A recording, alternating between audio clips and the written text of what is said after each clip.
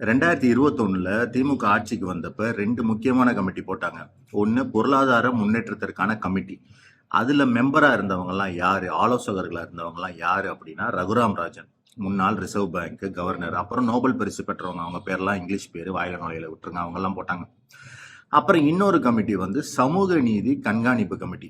இதுக்கு சுபவி ஐயா மாதிரி ஆட்களை தலைவரா போட்டாங்க நிறைய பேர். இந்த 2 கமிட்டி திமுக போட்டுச்சு. இப்ப தாவேகா ஆட்சிக்கு வந்ததற்கு பிறகு முதல்ல ஒருத்தரை ஒரு ஆலோசகரா நியமிச்சிருக்கிறாங்க. அவர் யாரு அப்படின்னா ரவி, ரிக்கி, பாண்டிங், சாஸ்திரி, வெற்றிவேல் அப்படின்னு நம்ம எல்லாமே வருது. ரிக்கி பாண்டிங்ல இருந்து ரிக்கி வருது, ரவி சாஸ்திரில இருந்து ரவி வருது, அது மாதிரி நிறைய வருது.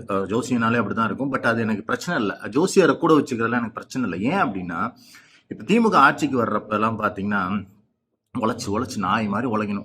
ரோடா அலையணும், பிரச்சாரம் பண்ணணும், வெயில் இருக்கணும், கேள்வி கேட்பானுங்க, பதில் சொல்லணும்.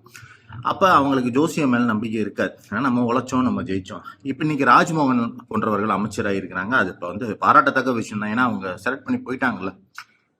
ஆனால் அவர்கள்லாம் ஓவர் நைட்ல அவங்க வாழ்க்கையே மாறும்போது, ஒருத்தர் 10 பிரச்சாரம் 15 பிரச்சார கூட்டத்தை ரத்து பண்ணியும் முதல்வர் ஆகும்போது அவருக்கு வந்து ஜோசியத்து மேல நம்பிக்கை இருப்பது இயல்பு. அதை நான் ஒன்றும் தப்பு சொல்லல. ஆனால் அவரை அரசுல கொண்டாந்து தலையிட வைக்கணுமா, அரசு செயலாளரா போடணுமா, முதல்வருக்கான முதன்மை ஆலோசகரா அரசுல போடணுமா? அதுதான் நான் வைக்கிற ஒரு எளிமையான ஒரு லாஜிக்கல் கேள்வி. அவர் என்ன சொல்லுவாரு?